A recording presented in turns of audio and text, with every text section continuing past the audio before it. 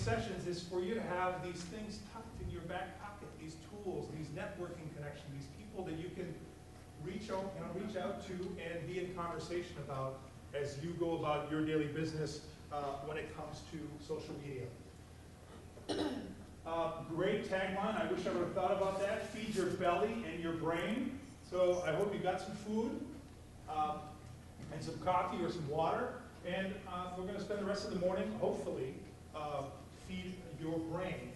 But these conversations are about face-to-face. It's about networking, so an opportunity for you to meet new folks, to be in conversation with folks that are using social media, that are toying with social media and trying to make a difference in their business.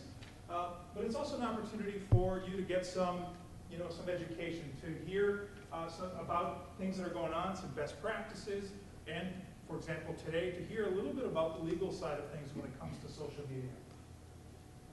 So the membership it's a really hefty fee, and I understand we've really tried to work hard to come up with a price that was beneficial for all of you. And I know in this tough economy that $0 is a number that's hard to wrap our hands around, But,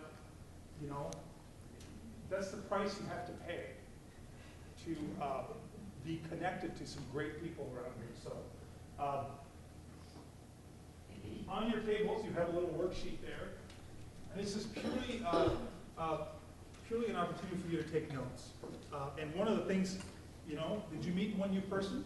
Maybe get their Twitter handle, maybe get their email address, their phone number, okay? What is one thing that today, from a learning perspective, stood out for you? So take a note, and maybe that's going to spark some actions for you as you go back to work. And then, clearly, this is about the next steps, right? When we are surrounded by these types of opportunities, whether it's in social media or anything that you do, what can you take away? What can you walk away with, and what can you then start implementing? What is the 1 or 2 or 3 things you can do after today, to really put into practice some of the things you've heard? So that worksheet is there for you. If you are on Twitter, which I suppose you all are, here's the hashtag, #smbcmn. So when you get back to your office, if you go to Twitter and you search for that hashtag, you will get a collection of all of the tweets that were made during this session today. So, are you ready to get started? I have a wonderful introduction here, and I just want to point something out. And this is a compliment to our guest. Are there any realtors in here? I'm just going to share an experience with you. 14 years ago, when I bought my first house in Toronto, Ontario, we were newlyweds. Yes, I am Canadian. We were driving around this particular neighborhood in the city of Burlington, which is kind of like what Eden Prairie is to Minneapolis, Burlington is to Toronto. And we were looking at places where we thought would be great, where there were good schools, because we were expecting our first child. And we saw this house, and we saw, the realtor had the big for sale sign and a picture of the realtor on the book. So I'm like, so we called the number. Can't remember what her name was, but for the sake of this example, her name is Joan. Joan, Mark, and Heather Vaillancourt were sitting in front of house on blah, blah, blah, blah, blah. We'd love to see it. How about tomorrow at 3 o'clock? Great. We didn't have cell phones back then. So I have a photographic memory, so I mentally snapped a picture of Joan so that the next day I would recognize, Well, the point of my story is that I'm so happy that this picture is exactly what Aaron looks like. Because my realtor was not at all the person that was on the sign. I mean, by like 30 years. And I'm just like, why? I would still do business with you. I want the house. Anyway, so, I had to share that with you. Our guest, Erin Swanson, and we won't hold it against her. She's originally from Iowa, but she has seen the light. And she has moved north, And I can say that because my wife's side of the family is all from Iowa, so I can make that comment. And I'm from Canada, and I have seen a light too, and I'm here. So, I mean, it all works out, right? She has a bachelor's degree in finance, which is a pretty amazing thing, from the University of Notre Dame. I thought they were the, what did I tell you? You asked if they were the Golden Irish. The Golden Irish, because of the Golden, she was quick to point out that they were the Fighting Irish. And I'm like, what is up with the NBC games every Saturday? Because the news gets it, yes, they have this thing.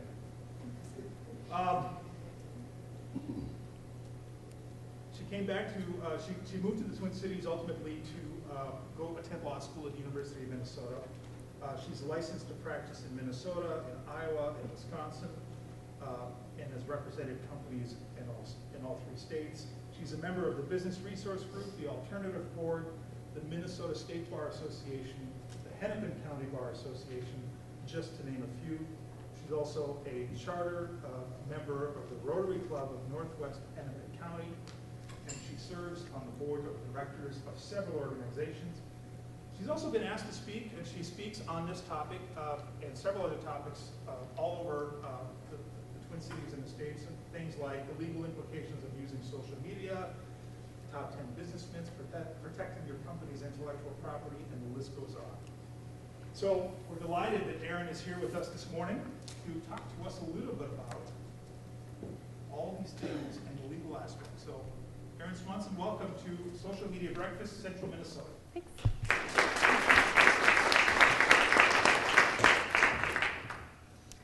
Well, good morning, everybody. I think this will be coming up in a minute. Can you all hear me in the back? I have been microphone challenged since I was a high school grocery store worker, and courtesy aisle 10 was really a challenge for me. So we're going to try to avoid the microphone this morning if we can. And thanks, Mark, for that great introduction, and I'll forgive you later for those Iowa jokes. I'm still an Iowa Hawkeye fan at heart. But as Mark mentioned, I do work with a lot of businesses. I've kind of developed a niche working and talking about social media and the law. And so I just want to give you a little background on how I kind of got started on this.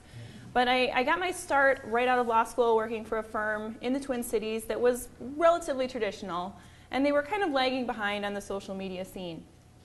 And when I went out on my own and started a solo practice 2 years ago, I was looking for as many ways to break the traditional mold as I could, because I wanted to set myself apart from the million attorneys in the Twin Cities.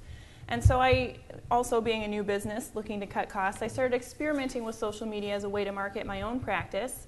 But as I started working with more and more business owners and networking with other professionals, the things that I kept hearing were that, yes, they'd heard a lot about social media. They'd been listening to social media companies talk about what they should do and how to set up a LinkedIn company profile. But they were very reluctant. They had a lot of hesitations because they didn't know what sort of legal trouble they could get into. So I started thinking about this being a gap that I could step into as yet another way to try to distinguish myself from other attorneys. So now 2 years later, I've fine-tuned my talk a little bit and tried to keep up with all the changing things and Facebook's changing privacy settings and all that. So we'll see how this goes today. I do encourage you to interrupt me with questions at any time. Just raise your hand and I'll point you out. But I'm perfectly comfortable being stopped in the middle to address questions. Mark mentioned Twitter. You'll see that I am on Twitter as well, so hope to be checking out some hashtags later today. Well, you all are here today because you obviously have an interest in social media. You want to learn more about it. You're interested in using it in your business. So you're probably familiar that it is just exploding. I mean, it's hard to keep up with. This is just a sampling of all the different venues that you can use to be active in social media with your companies. It can be a little overwhelming. So one thing that I've done is just try to pick a few and get my footings on those before I expand into something else. We're really seeing a lot of social media discussion right now with the election coming up. Politicians are really campaigning hard on social media avenues. We're seeing it with celebrities who are trying to keep in the public eye. Religious leaders like the Dalai Lama send out a thought for the day, usually. We're also seeing a lot of social media coverage with regards to professional athletes. Various players and coaches have been penalized for tweeting from the locker room after they've been ejected from the game. And there's also some other fines that have been implemented for players. But then also, if you were as interested in the Olympics this summer as I was, you probably got sick of the news coverage saying, Ryan Lochte is trending on Twitter. And it almost seemed like there was as much Olympic coverage regarding the social media growth during the Olympics as there was the actual sporting event outcomes. At least that was my perception. And that was the first time that this has really happened for the Olympics. And another program that I find interesting from a networking perspective is that KLM Airlines is experimenting with a program called the Meet and Seat program. And they've only rolled this out on a trial basis on 2 international flights. But if you happen to be on one of those flights, you have the option of uploading either your Facebook profile or your LinkedIn profile to this program, and then you can see who is sitting where on the plane. So this is a great program for those people who actually like to chat up their neighbor on the plane. They're always looking for a business opportunity, looking to meet great people they can network with. So it's a great program for them. It is, of course, optional. You're not required to upload these profiles. I also find it interesting for people like me who would be looking more for the mothers with 3 screaming babies that you want to get away from, so you might have a chance of sleeping. But different people will be using this for different reasons, of course. But I'm interested to see if they end up rolling out this program all across the board on their flights. From a legal perspective, we are seeing more and more social media coming into the courtroom all the time. We've seen social media posts be used to impeach witnesses and prove that they're lying on the stand. If we can prove that they posted something on Facebook that contradicts their testimony. Different social media posts can also be considered to be confessions of guilt. So I was talking to some students earlier this week, and I told them, if you get in a car accident on your way home from school today, don't go onto Facebook and say, oh my gosh, I just ran a red light and rear-ended this other car, because that absolutely can be used as a confession of guilt that they were responsible for causing the accident. It's also been used in divorce cases to modify alimony. There was a situation on the East Coast where an ex-wife was trying to increase her alimony, but her ex-husband used her Facebook profile to prove that she was living with a much younger man, and it actually backfired against her, and she had her alimony almost completely removed. The picture that you see up here is another situation where Facebook has gone completely astray for some people. If you've ever logged into Facebook, you've probably noticed on the right-hand side there will be a list of people you might know, people you might want to friend on Facebook. Well, there had been a wife who, for a long period of time, had had this woman, Terry Wyatt O'Neill, showing up in her list of people she might know, and she had no idea who this woman was. But she noticed at one point that the woman's profile picture changed to this picture, and it showed her husband getting married to another woman. So this poor guy was caught through Facebook, and he had to plead guilty to bigamy solely because he married 2 women who were both active on Facebook, and Facebook's efforts to connect people ended up introducing them to each other. So this is an example of stupidity and what can go wrong on social media. Another thing that we're seeing on more of an international basis is that some countries have started to allow the service of court summons on Facebook. It's only allowed as a last resort, and the attorneys have to prove that they've tried all of the traditional methods, they've been unsuccessful in reaching someone, and they can prove that the person is active on Facebook, that they opened up the summons, so they know that they have to appear in court. So far, this has only been allowed in Great Britain and in Australia. I don't foresee it happening, in coming months here in the United States, but it is something that could be coming on the horizon if social media becomes more and more mainstream in U.S. courts. The reason that I wanted to talk with you today, and what you all should take away from all of this, is that everything that you put out on social media is evidence. It can be used against you, and this is important not only for you, but also you can be liable for what your employees are putting out there. And so what your employees are putting out on social media on your behalf can also be deemed to be evidence against your company. So that's why we're here today. We're going to talk about some strategies for how you can reduce liability for what your employees do, primarily through use of a social media policy. I wish I could tell you that the law has kept up with social media, but unfortunately, social media is just changing so quickly, and laws change a little bit more slowly, that the laws have not kept up. But we are starting to see more and more cases all the time coming to the trial level. And so as those cases are adjudicated, we'll be learning more and more about the legal viewpoint of social media. So the primary reason that we're here today is that we wanted to discuss ways that you can minimize damage to your company from what your employees are doing out online. I took this graphic from an infographic, and it basically gives an example of how quickly rumors can spread through the internet and through social media. Basically, we see in this graphic that we have a bigwig at XYZ Corporation who's talking on his phone. Someone else hears him say that there's going to be big cuts coming, so she goes and tells someone else, and pretty soon there's rumors of mass layoffs. And then someone else in another country hears that there might be financial difficulties, so they're now reluctant to do any work for this company on credit.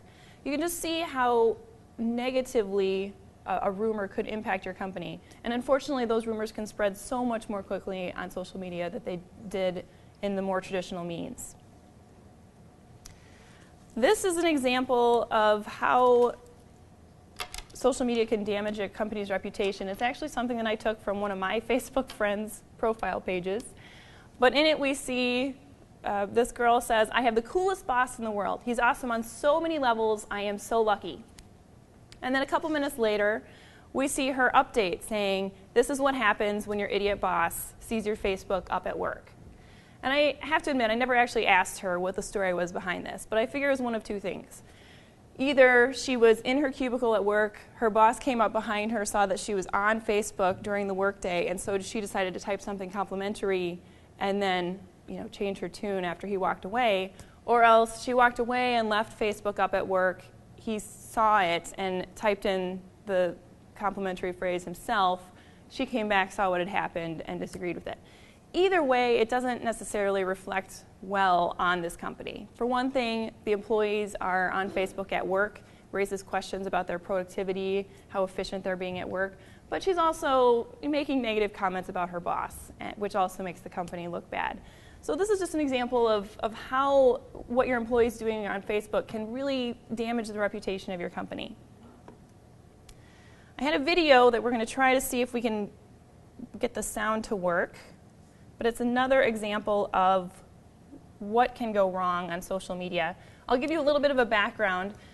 My husband is a reality show junkie, and he really enjoys the show Full Throttle, which is about a bar in Sturgis, South Dakota called Full Throttle that basically is open for the Sturgis rally every year. And in this video, the owner of the Full Throttle Bar and Saloon is learning from his bar manager that the radio station where he's paid for a lot of advertising has an employee who's out bad-mouthing the bar.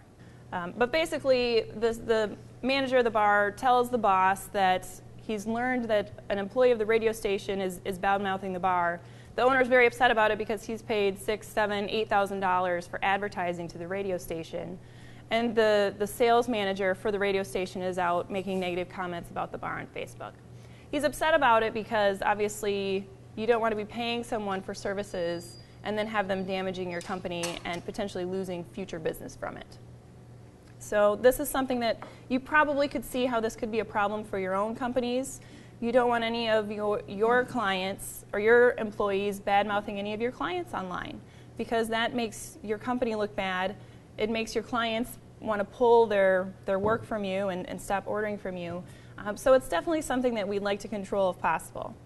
Another problem that we see is just in general, employers are concerned about being liable for what their employees are putting online. And there is a general principle of employment law that employers can be held liable for what their employees are doing as long as it's part of the scope of the work that they're hired to do.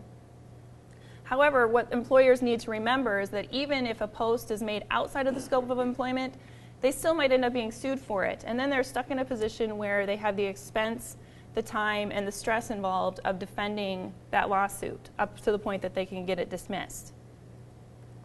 So what are some of the solutions that we can offer for limiting your liability for what your employees are doing online?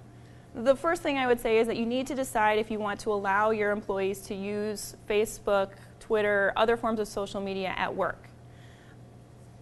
according to this survey, 53% of employers have decided that they're going to allow social media, and they've implemented a social media policy that addresses what their employees can and cannot do on social media. And then on the flip side, we have 42% who have said we're not going to allow any social media use at work at all. But one thing that I tell my clients that they need to consider when they're making this decision about whether to allow social media or not is that, according to this survey, 2 out of 5 Generation Y workers have said that they would prefer being allowed access to social media than getting a higher pay raise. So I do question a little bit whether this is accurate, just based on some of the Generation Y workers that I know. But according to this survey, I did include the sources, this is the result that they've come up with. So as I mentioned, one of the solutions is that you can implement a social media policy. But first you have to decide if you even want to allow social media usage, and then you need to decide what constraints you want to put on that. Do you want to allow access to personal social media accounts at work? Do you want to allow employees to post on your company's social media accounts? You know, we as business owners a lot of times get busy, and it's nice to be able to delegate that to someone else so that we can manage other aspects of the business. But it's essential that if you are allowing employees to be using social media, that you communicate to them what their restrictions are going to be. And the best way to do that is through a social media policy. So I put together some bullet points that are key issues I think you should cover in your social media policy. First of all, the obvious, are you going to allow it at all? And you can address it from 2 ways. First of all, is access to personal accounts allowed during work hours? Which means you're not even going to allow them to look at their smartphones to access their Facebook page. Or you can look at it a different way and say, we're just concerned about our work resources, so we're going to restrict your social media usage on our company computers, our network, any phones we may have given you, that sort of a thing. But it is really important to make sure that you're also prohibiting your employees from disclosing any sort of confidential information.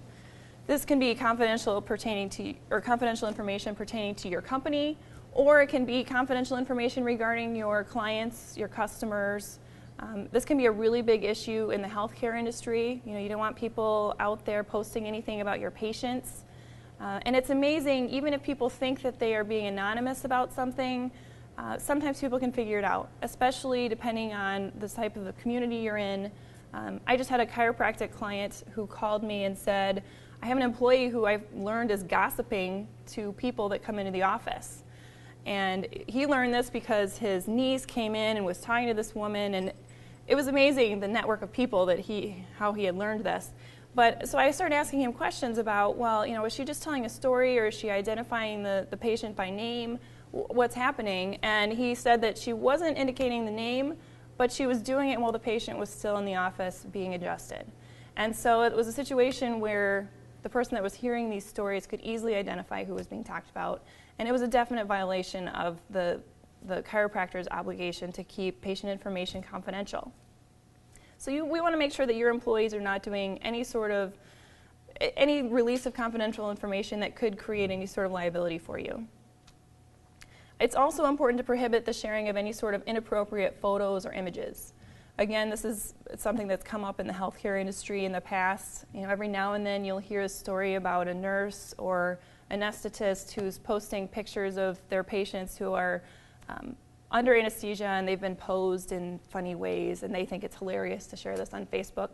But that can be a problem for their employers. So we want to cut things like that off. Just nip it at the bud.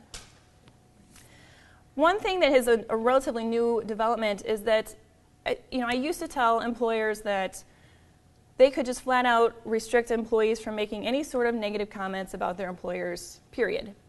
And it's basically an extension of the restrictive covenants and the non-competes that you could work into an employment agreement. But there's been some new developments. And so I want to talk to you a little bit about the National Labor Relations Act, which traditionally has always applied to unionized employees. And so a lot of people think that it applies only to unions, but it does also apply to non-union employees who are trying to work together to either protect or protest their working conditions. So the whole point behind the National Labor Relations Act is designed to protect workers' working conditions, and allow them to band together to protect themselves.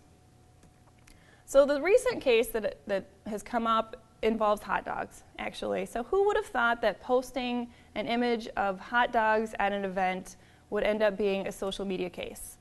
But in this situation, there was a BMW dealership in Chicago, and they were rolling out a new vehicle, a new car, for this prize model of this vehicle for the incoming year.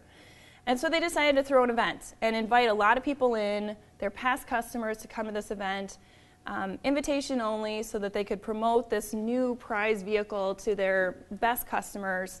And the salespeople were expected to be there. The salespeople were compensated largely on commission. And some of the employees were a little bit unhappy because at this fancy event where they're rolling out the new BMW, they served hot dogs, potato chips, and water. And so the employees really felt like, this is kind of bringing down the level of professionalism of this event. It's making us look bad. It's potentially limiting our ability to make sales. And so one of them, after raising it in a sales meeting before the event, he ended up, after the event, posting pictures from the event of various people eating the hot dogs. He made some snarky comments about, we're BMW, can you believe we're serving hot dogs? We didn't even give people any pop. We gave them water and Doritos only. And so that was one thing that he did that ended up being a problem later for him. But the other thing that he did is that he posted pictures of an accident that happened at a nearby dealership, not at the one where he worked. And so his employer ended up finding out that these pictures, one of the hot dogs and then of the accident that happened at the neighboring dealership. And so he filed a claim. He ended up being terminated. And so he filed a claim before the National Labor Relations Board. And the board ended up saying that his posts about the hot dogs actually were protected under the National Labor Relations Act. And the only reason, it's not that hot dogs are anything special. It's just that because the hot dogs related potentially to his ability to make a commission, they said that that was what qualified as a working condition, his ability to make a living, and so that post on Facebook ended up being protected. But they said that that's not what he ended up being fired for, so they ended up saying it was rightful, or it was lawful for him to be fired for the post that he made.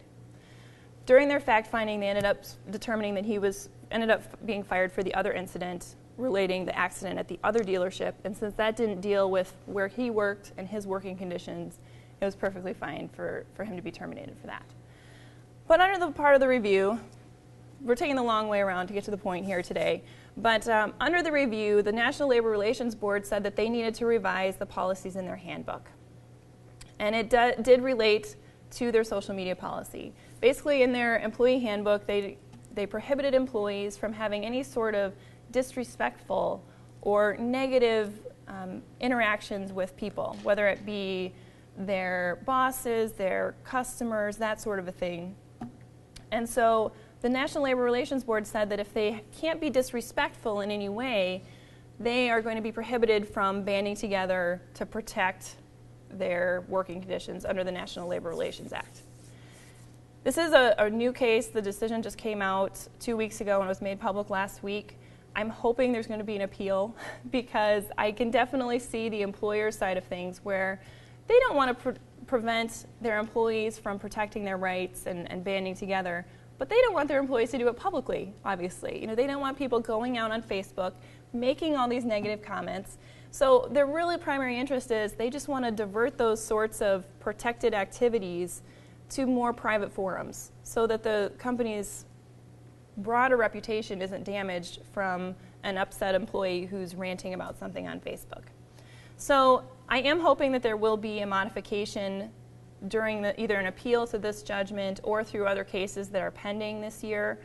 But for now, I am having to tell people that if you are going to implement a social media policy and you want to restrict what your employees are doing and saying on Facebook after hours on their personal accounts, you do need to provide an exception for communications that are protected under the National Labor Relations Act. And those are basically just, as I said, communications that employees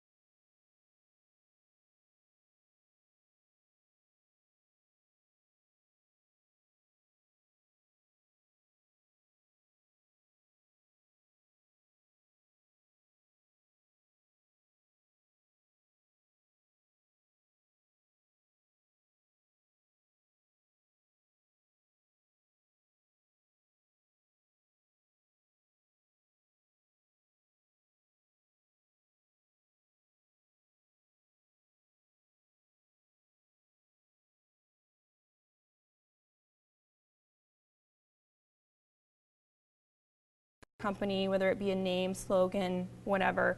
Explain those as part of your social media policy so that your employees know how to include the proper notices within their use of social media. And obviously you need to identify someone that the employees can go to with questions. So I want to wrap it up here because we do want to have time later for a panel discussion. Does anybody have questions about just this part before we open it up to the panel? We see that listed in the Yes, and I can have it. I can send it to Steve Gasser with the Vivid Image, and he can. I assume he has contact info for all of you that he can circulate.